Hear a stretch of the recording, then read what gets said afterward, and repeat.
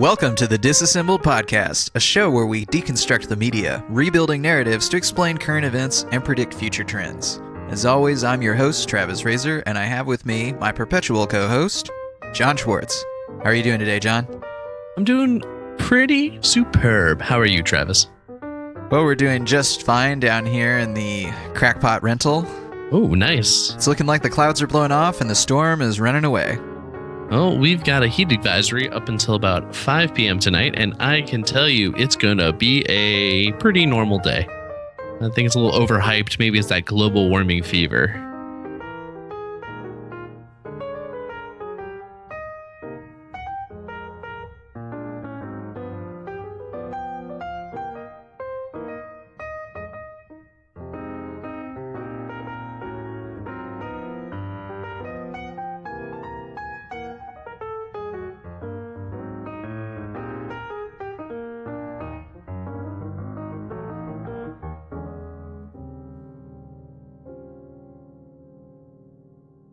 On that note, the problem with the FCAT is it really is hard for certain numbers of students. So they have to lower the level of the testing to meet kind of a low average. So passing rate is really low. No child left behind. It's true. That's what standardized testing is all about. Justifying that the money's working. You know, what's amazing too is that funding that they're looking for is federal funding, right? And so I was looking the other day when we were looking at the school district figures. It's like the federal funding that comes to these school districts is like 30% of their budget tops. And so they're actually really just fighting for 1 to 2% of their budget, and they have to do all this cheating and orient their entire school around that. I think that actually recontextualizes this debate to that I now understand it's actually just the school administrators that are super corrupt. There's probably no real compelling reason to get on board with that if you're fighting over 2%. You said it was 30% of the funding? Tops.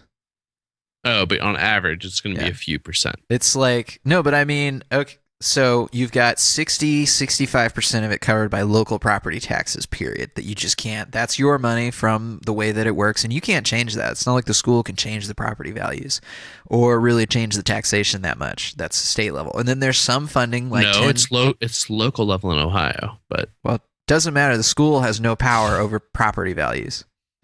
So yes, tax voters. Indirect influence. So that's not necessarily something I think they can change. And then the state also usually contributes money directly as well. And a lot of that is also based on your property taxes and stuff. So it's, the state and local stuff is based on factors that you can't really change that easily. Maybe through lobbying over time, you can change the percentages a little bit, but that's just kind of how it's breakdown. And then all the rest, 20 to 30%, is federal funding that comes out of these programs that are controlled, by like No Child Left Behind. Creates all this federal funding. Okay, and so if you want to increase your school in terms of the test scores, it's to get more federal funding. But the amount in terms of your total budget that you're increasing, it's not like these schools are fighting for their entire budget based on federal funds. Actually, very little is based on federal funds when you think about it. 60 to 80% is based on things that they cannot control, and so the thing that they're trying to control is actually very small. And so we've reoriented the entire school system around what actually equivalates to about 20%. If we would just raise the local funding by 20%, there'd be no need for federal funding anymore. And that is how ridiculous it is. Like, we do these cheating scandals and stuff like that so that we can do what? Graduate a few more people and get a few more percentage points. Like, you're going to compromise the entire educational system for a 2% raise. And that is why I don't think that at this point it is even the federal government's fault. It is these actual school leaders' fault, where that is the only thing they can think of to increase revenue and decrease costs, is to reorient the school around a federal funding model. Now, there also have been, because, the Detroit city schools were caught in a variation of this, which was a school supply scandal, where they, just like doctors ordering false things, they ordered lots of school materials that did not exist, split that cut with either the company who was supplying or within themselves, and stole several $1 million. And I know it's only million, but still, for a place like Detroit that has a collapsing infrastructure and government, they were in bankruptcy. Right. That's a pretty big deal. And I actually think there's a tendency for this to happen in the bigger, more politically bureaucratic systems, big city school districts. Well, all these schools are in super debt too. I mean, even a small school district having $1 billion in debt is not that unheard of. And the local governments have even more. So once that bubble pops, I think the only amount of money that you'll have left is actually the federal government. So this is all just part of that's the future right there. Is once assets decrease, where are they going to get more money? Any last holdouts on that whole system are going to jump over. And that's just the best they can think of. Well, and I think charter schools also derive more money federally, or at least from different grant programs. I don't know. Ohio has depends on the state, programs. But you're right. I'd say the main difference actually between a charter school and a regular school is that most charter schools are corporations and they have very different funding structures, as you said, often from federal. Or some weird state systems that they set up. Vouchers, things like that. But it's not based just solely on who lives around you. I was just going to say, I think the end result is going to be more individual-oriented education. More people will just find education can be done on their own terms. I think that actually we will have a total takeover by the federal system. I think federal primary and high school is very around the corner. Seems like a reach to me, but maybe if the asset bubble is so big, I guess. It's never been easier, yet the focus is definitely not that direction. I think the way, once you realize how little money we're talking about, and the fact that they still have to fight for just a tiny bit more federal money, and they still have to take out $1 billion in debt, that the problem is not just the system, it's actually the people feeding into the system, where we take funding for schools as a granted and we expect as a people, the federal government, to fill in the gap because we're not going to do it. It's so little money that the people could do it.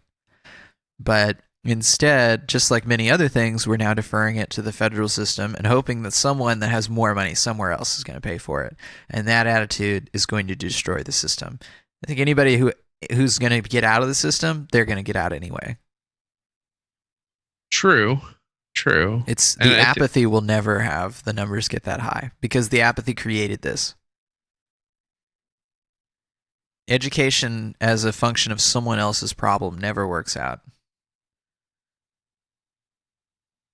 Well, and I guess how could it be fixed? Does it have to come from parents then? Or, in a federal system, right? I think that fundamentally education is not the responsibility of someone else, right? To be an educated person, you educate yourself regardless of your schooling. You can go to a good school and come out learning nothing unless you wanted to learn something. And so it's understanding that the student is actually the one that's responsible, not the school, not the government. If you let them take it over, this is what happens. And truthfully, how else could you do it but on a large corporate scale? How else could you manage 100,000 schools?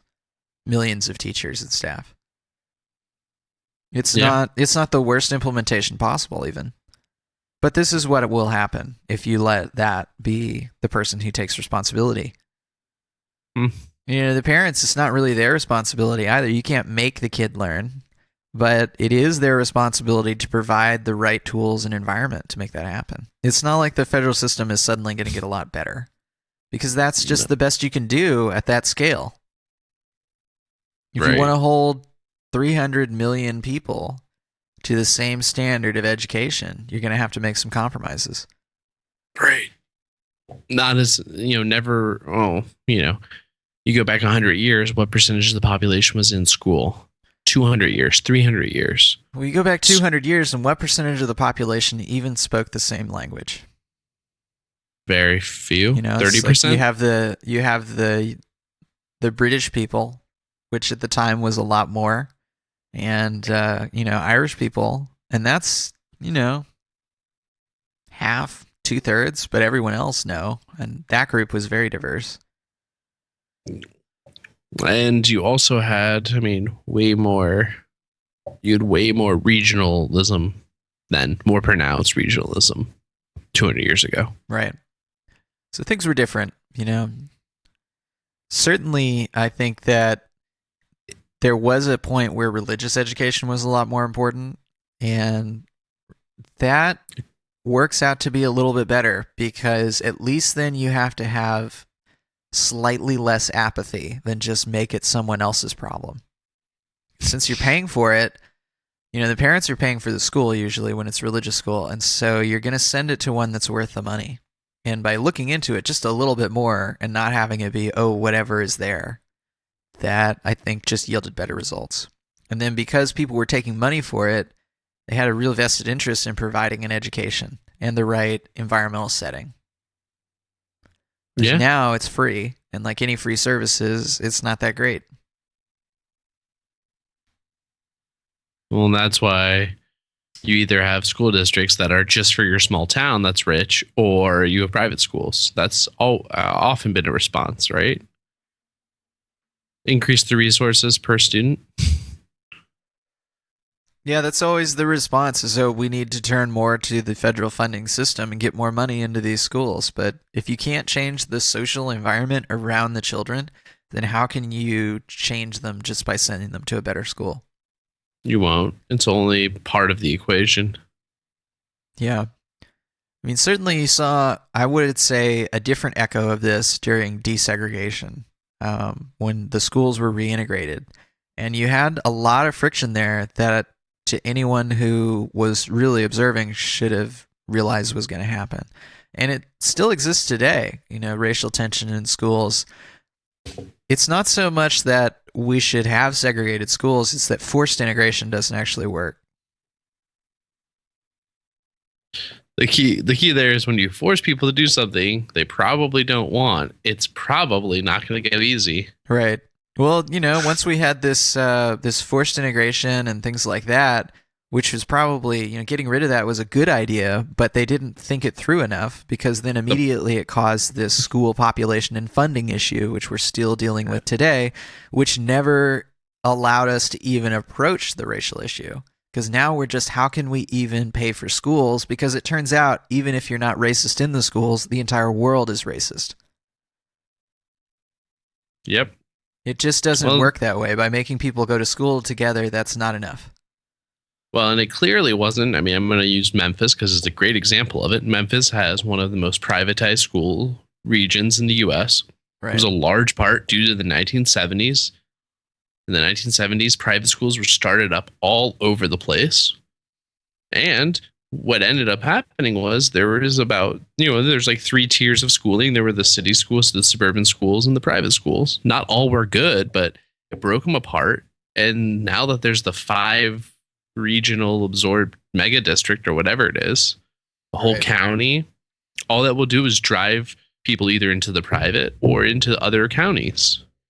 Which has happened. Very large private schools here. Mississippi is huge. Yeah. Whitehaven, I think it was called. There's a school. Whitehaven? No, I don't know. South Haven. Whitehaven is in Memphis. Sorry, but South Haven, man. South Haven is huge. Oh, yeah, yeah. And even since you left, it's grown very large. And Olive Branch. An Olive Branch. And I only went there to those places for like a South Haven for like a competition. One of the two I went for like a marching band competition, but it was a big ass school. Right. A lot of students. They've got a lot of students still there. But inevitably, it's not good to force it. I don't think that, how do I say, there are people who will never change their views. Whatever they may be, you might not like them. They'll never change them. So I don't know. It's like you have to accept that some people are intolerant. I'm not sure that, you know, I think accepting it is the wrong choice of word, not to, because when you accept it, that's what causes forced integration. You're like, I will accept that we can't change these parents, but we're going to make the kids change. And actually that's not the right attitude. I think you have to remove those people from the system to create real change.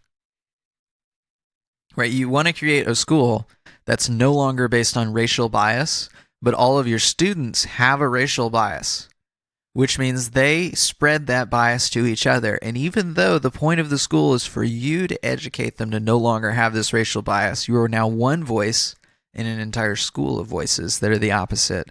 And children learn from their peers. So the only way that you can do it is to have children who are not racially biased. And you can't do that if they're, generally speaking, it runs in the family. So how can you get these people who are not on board? On board? I'm not sure you can, but you could certainly create a new school for people who are on board. Separate the schools into 3 total schools. There's a lot of things that they should have done, but generally speaking, the funding crisis could have been avoided, or at least predicted and mitigated, if they had used some forethought into the idea that people are mobile. If you force the schools to be integrated, there are people who don't want that, and they will move to a community where there is no integration because nobody else lives. It created segregated society by forcing integration. And now let me say, it also reinforces the connections between segregation and housing values, right? We want the good schools. Good schools is code word for right. Exactly. Suburban, not very many black people. And even then, you have a bigger problem, which is I've seen this and I've read stories and heard stories about it in Mississippi where it's like there's the integrated school and then there's the black school. And then there's all this inner community issues about people who want to do the integrated school and people who want to be at the white school or the black school. And it just creates all these sub communities that there are splits within families and all these issues. It generally does not create good social cohesion. That's what I would say, seeing some small towns in Mississippi and even in Tupelo, as the school got blacker, there became more problems. I mean, not more problems like problems. There was more talk of it as a problem. I mean, I don't know if it got worse. Maybe it did. Well, that's how the culture viewed that, as the more you have in that direction, to them, that was the sign. So, like, the cultural bias of the people around the school was going to create that problem. Even, at some point, it was going to happen. Yeah. So, not a good policy-human interaction. I think it was a cost consideration. They wanted to get everyone in the same system. They really sold it as this, then every school will be the same. We won't have second-tier black schools. We'll only have regular schools. But then it made everything based on property tax. I mean, one of the biggest issues is what sustains it even more is then people who are buying to even, if you want to buy an expensive house, you buy a house that happens to be reinforcing that school district. So you might not even have kids. You're still paying that property tax on $1 million house. You're still giving $10,000 a year to the school district, which reinforces that it's popular. If people are buying houses here, values have gone up. It's this strange interconnection and trickle down that really won't get changed unless, as you say, there's an asset burst, which would not only leave the school districts needing new funding, as you've suggested, federal, if not private, though. And I don't mean private in the sense of we'll have private schools. But my view is, as I've seen with charter schools, and notably in Chicago, they will have corporate sponsors. They will have, in Chicago, Motorola's charter school, and they will train them to become Motorola programmers and technicians and engineers and scientists. And then when they get out of their STEM school, guess what they get at the end? A nice Motorola scholarship to go to here. But if you take their scholarship, just like the ROTC, you have to work for Motorola for 6 years, and there's a non-compete clause, and you also have to give up an organ.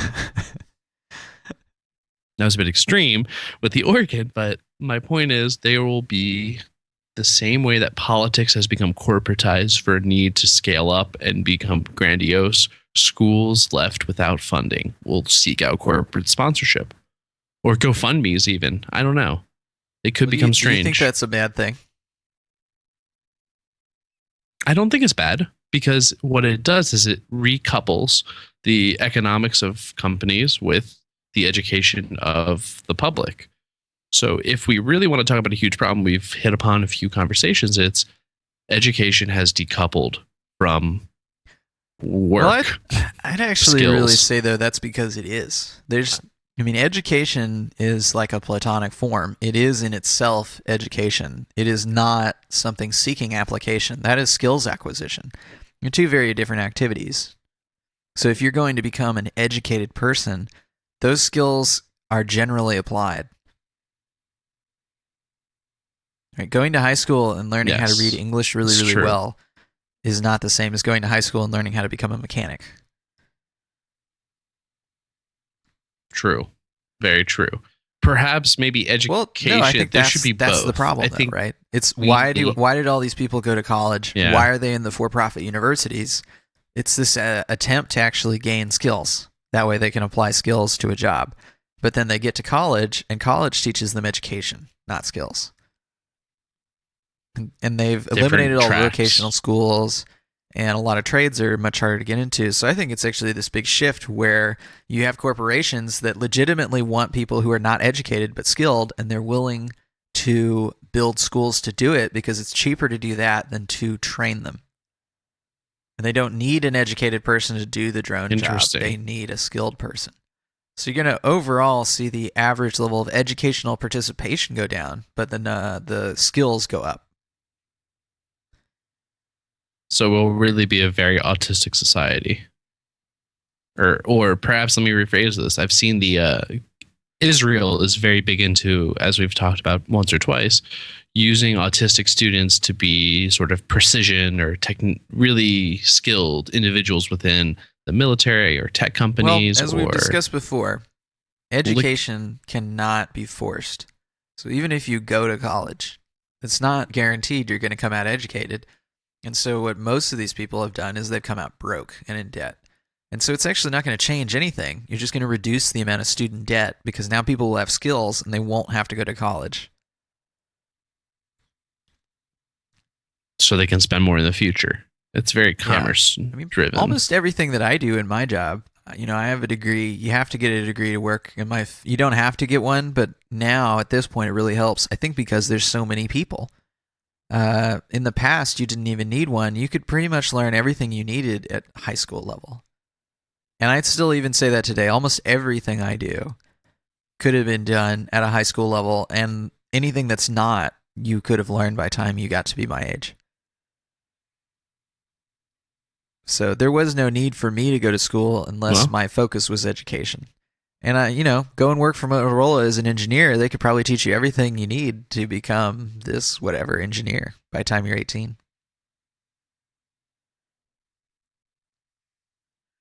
interesting point. A more skilled but less educated population. That's I where we're think at, right? it's not it's not a directly class, but it's tied into that, right? Education is highly connected to class. And so the people that become educated will still be the same people, the higher class people. So it only kind of reinforces this divide.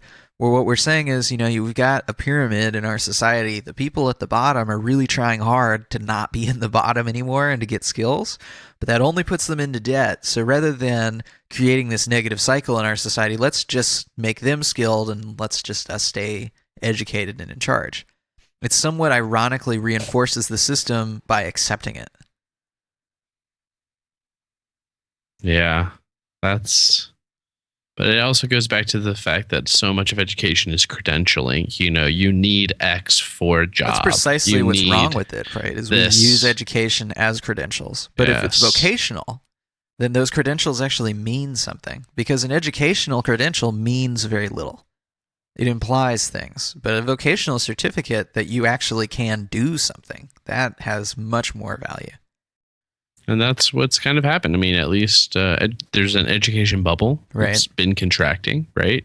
Well, just the amount of debt that's accumulating right now, there's no real way to repay it at this point because there's been so much accumulated with so little economic progress that it was really based on this hope that, I mean, I don't know why the people got the loans, but you could look at it as they really hoped that in the future either they'd be making a lot more money or times would be a lot better. Both, but Neither of which have come true. yeah.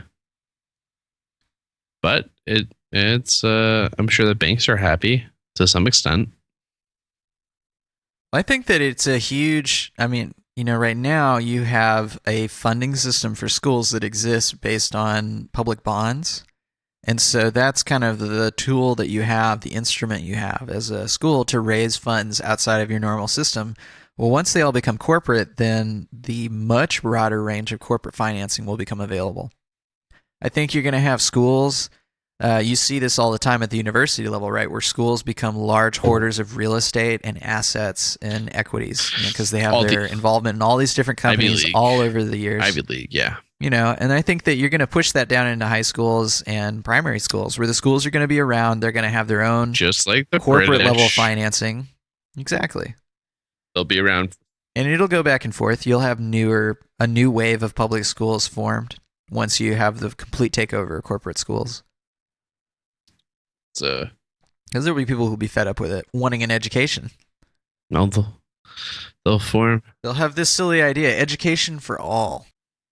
But let me say the other side has been private schools, though, have basically plateaued, if not Catholic schools, if I recall correctly, have been contracting recently, not just due to funding issues, but fewer people are interested in Catholic schooling. And I'm sure there's a correlation between the long-term pre-scandals, but that's, charter schools have been the other side of educational institutional growth. Is charter schools in all their various forms have been started, many as money-making ventures, though, which is an Ohio tradition. I think we have the 49th or 48th ranked charter schools in the U.S., and many of them have been tied to tax cheating and just. Well, we'll call that a corporate way of doing business. Yes. Just be generous. It's a corporate way. There's just been, a lot of fraud, just like medical fraud with Medicaid and Medicare, just students who didn't exist or students who didn't show up. But the public schools in Cleveland have endemic issues, even with staffing. They were giving bonuses to teachers who showed up 95%, 90%, 95% of the time. Because teachers didn't care. So there's a lot of compounding issues, more than just funding, that really. Just think about that funding structure, though, and how it bleeds into everything else. When you have a corporate system, then it's all about how much profit can we make on an activity per hour. And so you look at, okay, we could hire someone where their only job is to figure out how they can make our school more federally compliant and get more federal money. Right. If they can make more than they cost, then we'll do it. Because why not? It's a business opportunity that we know we can make, and it's going to be profitable. If you're a regular school and you're not interested in being profitable at all costs, then because you're not going to give anybody a bonus. But if you're a corporate school, everybody's going to expect these corporate level bonuses and raises and things. And then you start getting more and more people involved in this. How can we figure out how to get more money profitably? None of which can be related back to the kids because you can't change the property values. So you have to use some of their means. Yes, which is why in some ways private schooling is better in some ways. I think private schooling is a traditional, very understandable method of transaction. Yes. Where you pay for the school and the school provides a service, and all the normal things that you would do with a service industry are still valid. You have your choice of public schools, and you get in based on can you pay for them. And then the schools provide different level of services at different prices. Right. More traditional service exchange. It uses your inbound, capitalist intuition that you've had from living here to allow you to make choices in your education. Whereas the forced system, the compulsory system, has no real economic way to understand it and interact with it. I think when you give anyone anything for free, then they somewhat take it for granted. Yes. And many people tend to disvalue things that are free. Yes, I agree. Free things often become looked as bad and cheap, separate of their actual value. My education was worth it because I paid for it. Yes. I think that's the attitude. I think this is observed even in consumer goods. When you get something for free, well, okay, it can cut both ways. Something that's free but bad reinforced that it was free, which means it was really Right. bad. And if it was free and great, it's like, this is the best thing I've ever eaten. It's hard to have free and great too, because nothing is truly free. There's a cost. We understand that. Right. And so when you're trying to minimize cost to keep it free at a low cost to everyone, you end up usually minimizing more than you want. Not everyone has a propensity to pay. True. Which is why, you got those tuition collectors that come to your house with baseball bats and bruise you up good. The IRS? Yeah. So, I think, though, that's an interesting idea, right? Where if we assume, okay, let's take the system as it is, but fix it by solving the funding problem. And let's just give them all the money that they'd ever need, and let's do that through some method. I've heard a lot. Let's tax billionaires. And let's take a few $1 billion a year and give them to these schools. And every time I hear those arguments, I think they have to be completely insane, because every single one of these little school districts has $1 billion in debt. So how many billionaires are you going to be able to tax year after year to get them out of all this trouble? Well, we've actually seen what happened in New Jersey, which is like one of the single largest headphones managers in the entire state. He decided the taxes were too high, and he's like, I'm moving to a different state. He moved to a different state, and New Jersey lost like 1% of his school funding. 1% or something. I don't know. Maybe it wasn't quite 1%, but they were concerned because of one person moving. And New Jersey has some of the highest tax burdens in the US.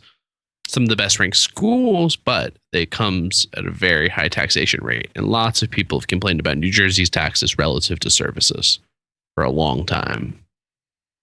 And what's the point of being, you can still live in New Jersey and be a legal citizen of like Bermuda or Ireland, right? Mm-hmm. Or Canada, even. Right. If you're a billionaire, they'll let it slide. Or Mississippi. Right? They let it slide because it's a free system that has state-based residency. You just have to own a house there and live there a certain part of the year, or at least have a guy who can write a letter that says you were there, Well, I think you hit, though, on exactly what I'm talking about, too, which is if you are in the state system and you don't want to pay taxes, you just move to a different state. If we make it a national system, a federal system, well, and you're a billionaire and you don't want to pay taxes anymore, you just move to Bermuda, Singapore, Ireland, wherever, Luxembourg, whatever tax haven you're looking for, and then you don't pay into the school system in America at all. It already happened, though. We had the case of one of the co-founders of Facebook, the Brazilian Jewish kid, Eduardo Salvador or whatever. He made $7 billion, but he quickly filed to get rid of his American citizenship, moved to Singapore. He won that, people gave him some shit, but he got it. He got out of being a U.S. citizen before he made the money. And he got out of $700 million of taxes. It's already happening with that level. At some point, it's going to happen to a much larger degree of people who are less connected to their actual communities. The more people are individually driven and connected to non-geographic identity, right? They no longer care about their locality. They don't have foundations or things or churches that tie them there. They'll care more about their corporate interests. They'll care more about their individual interests. And those are the things that will drive them to make their economic choices. I agree. And it's just more evidence why a federal system will not work, because it will be based on taxing people at the top more, because it's always the cry. And those people now don't have to stay here. Happened in France. So the more we tax them, the more they'll leave. France has a 75% income tax. Gerard Depardieu, as much as we like to make fun of him as a society, he moved to Russia, right? He isn't the only rich Frenchman who left. Hundreds moved just across the border. EU countries, they can just get in the next day, but they don't want to be residents legally of a country that will tax them that high. And that's a very nationalized system. And that's all the time we have today for this edition of the Disassembled Podcast. Check us out on iTunes, search for Disassembled Podcast, leave us a review, and give us 5 stars, por favor, and we'll see you next time.